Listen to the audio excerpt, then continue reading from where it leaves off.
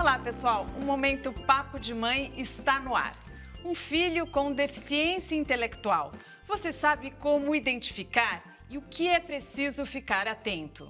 Assim como em várias outras situações, o diagnóstico precoce de doenças que provocam a deficiência intelectual é fundamental para determinar o tratamento e dar a oportunidade de um melhor desenvolvimento para a criança.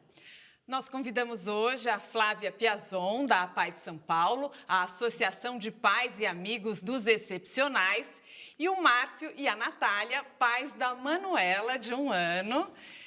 Márcio, a Manuela tem uma doença que, se não for tratada, pode causar a deficiência intelectual, né? Então, é muito importante esse tratamento, né? É muito importante seguir, fazer o tratamento nela, né? Não pode deixar ela ingerir todos os alimentos.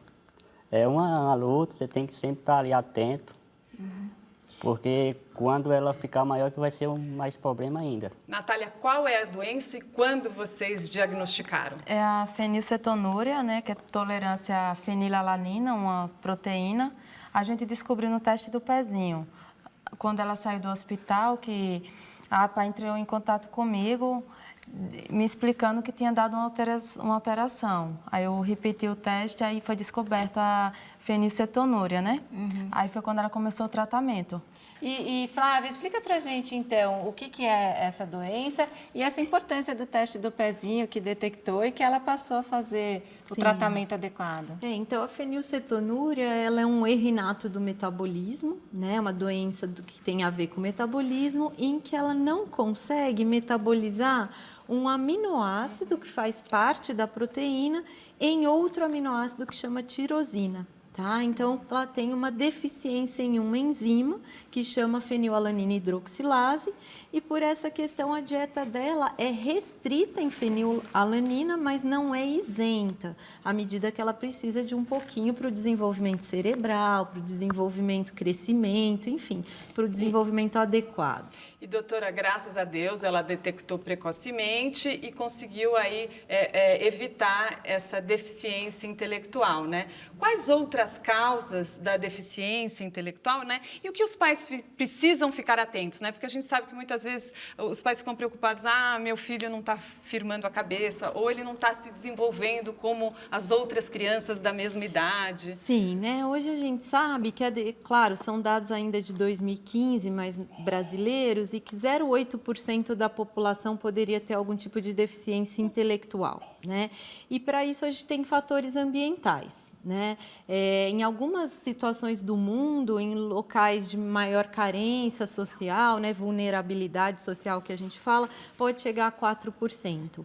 Mas uma média, assim, nos Estados Unidos e Europa, seria 1,5% da população com essa deficiência intelectual, que tem diversos conceitos, mas seria algo em torno do atraso cognitivo, que pode se iniciar com atraso motor e que depois pode evoluir para um atraso cognitivo. Olha o que são os bebês dessa geração, ó. Olha o dedinho aqui. Olha, passa o dedinho. Márcio, e daí, quando vocês ficaram sabendo, a partir do teste do pezinho, vocês ficaram sabendo já pela APAE. A APAE faz um trabalho de entrou em contato com vocês, foi isso? Foi, entrou em contato com nós. Aí nós foi lá e fez Fez de novo. fez de novo, aí deu positivo. Aí voltou outra vez, fez de novo, aí deu positivo.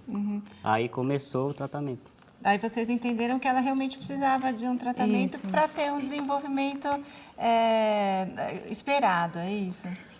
Isso, para ter um desenvolvimento, né, para ela crescer, assim, saudável, como ela é, né?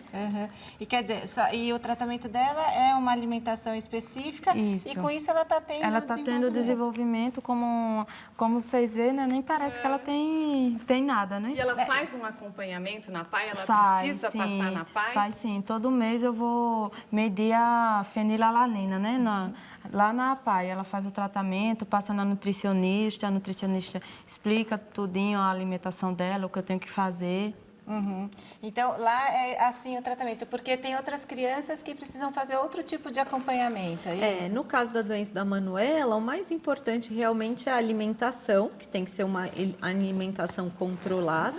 O caso dela nem é tão controlado assim, porque ela tem uma forma leve, né, uma fenilcetonúria leve, e ela faz esse controle muito bem. Mas em algumas outras doenças, que seriam até a maioria das formas de deficiência intelectual, não existe um tratamento.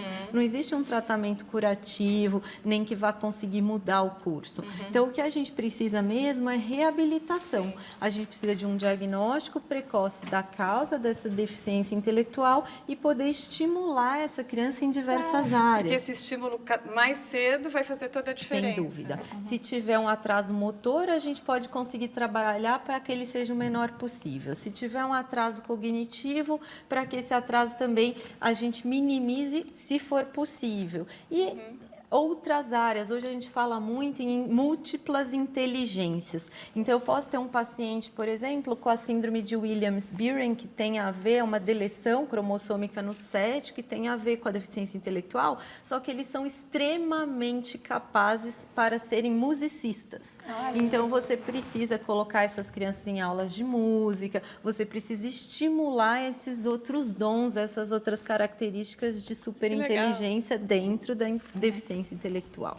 Olha, no próximo bloco vamos saber mais sobre o trabalho que é feito na APAE. Continue com a gente aqui no Momento Papo de Mãe. Até já!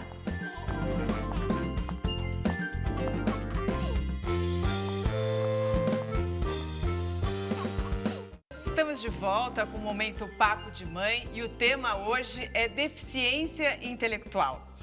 Doutora, existem vários níveis de deficiência intelectual? Sim, existem sim. Hoje a gente considera, né, que a deficiência intelectual seria um coeficiente de inteligência abaixo de 70.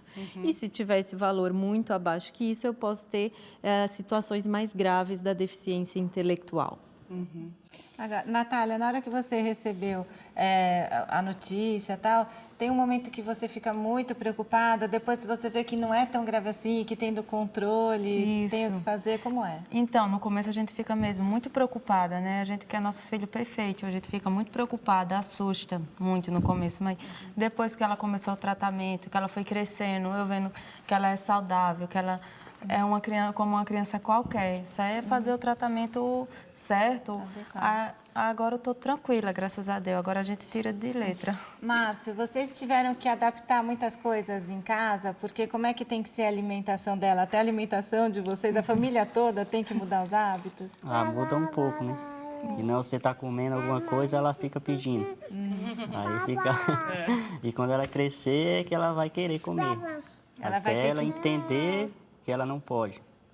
Aí, bom, ela tem um aninho ainda, mas você já costuma dizer para ela, isso aqui não pode, ou até você deixa de comer alguma coisa porque ela não pode comer? Às vezes a pessoa come até sem ela estar vendo, né?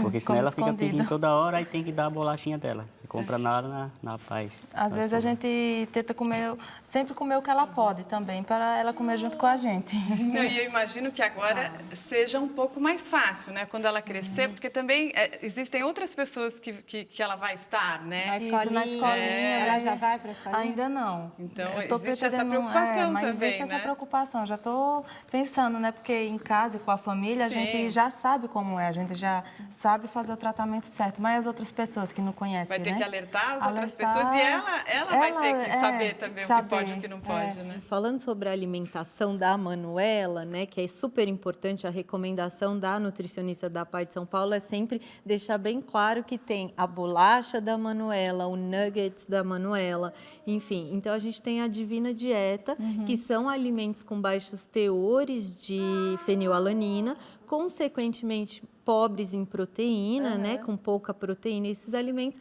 e podem ser utilizados para outras doenças, outros erros inatos, como a leucinose, como uma acidemia orgânica, tipo metilmalônica, em que você precisa ingerir menos proteína. Então, isso utiliza. E vamos que o diagnóstico foi tardio, ou então que a família tem dificuldade em seguir o tratamento, ou mesmo a criança, depois de 2 anos a 4, começa o processo de birra e consegue vencer vencer em casa algumas situações, não faz a dieta direito, não tem uma boa aderência. Então, se a gente percebe qualquer atraso, no início a gente vai acompanhando, pede para as famílias em casa observarem, né, o teste de Denver, que é bem facinho, é uma tabela com desenhos de como que tem que ser os marcos de desenvolvimento da criança, e aí a gente manda para estimulação precoce, que são terapias com diversos profissionais para estimular o melhor desenvolvimento da criança. E, doutora, quem pode fazer essas terapias na APAE, né? Sim, então, qualquer paciente poderia fazer. Claro que tem um estudo financeiro, porque algumas famílias pagam uma quantia, outras acabam tendo isso pelo SUS, mas, sem dúvida, às vezes nem espera-se chegar a um atraso, né? No caso aqui, não da fenilcetonúria, mas no caso da síndrome de Down, detectou, fez o diagnóstico, ao nascer tem que fazer o cariótipo, né? Só para ver se é a trissomia livre, mas por questões de aconselhamento genético da família, já vai para as terapias de estimulação precoce. E se a pessoa não tiver condições de pagar, vai pelo SUS, Sim, através pode do ser SUS que na APAE. não seja feito lá na APAE de São Paulo, mas a gente tem outros centros mais próximos da residência do paciente, porque para isso funcionar tem que ter uma frequência, 1, 2 vezes por semana, então tem que ser próximo da casa da família. Natália, a Manuela precisou fazer alguma terapia dessas ou não? Não.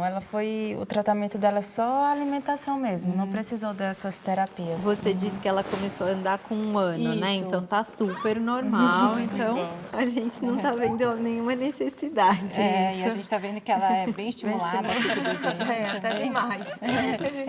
A gente vai deixar o desenho para você.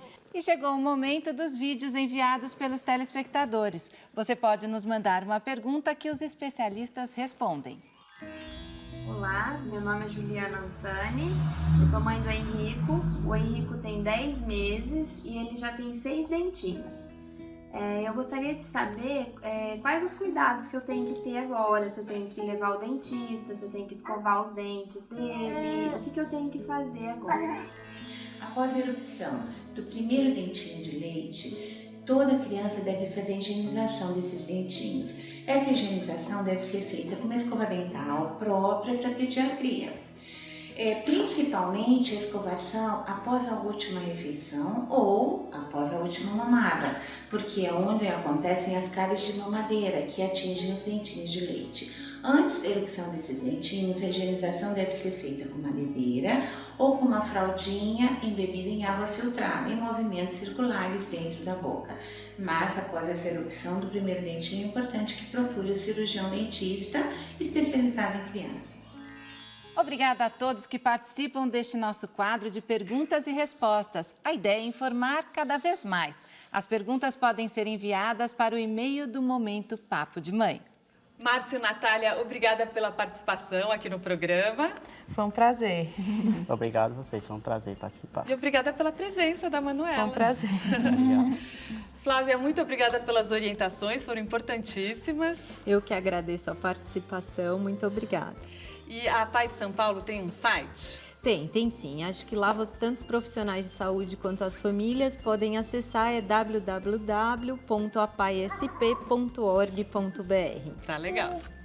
O Momento Papo de Mãe fica por aqui. No nosso canal do YouTube você pode rever todos os programas que já foram ao ar. Vale a pena conferir. Até a próxima. Até, tchau. Se você acha que o seu filho pode ter uma deficiência intelectual, um médico geneticista pode te ajudar. Talvez existam exames genéticos que possam descobrir a causa desta deficiência intelectual.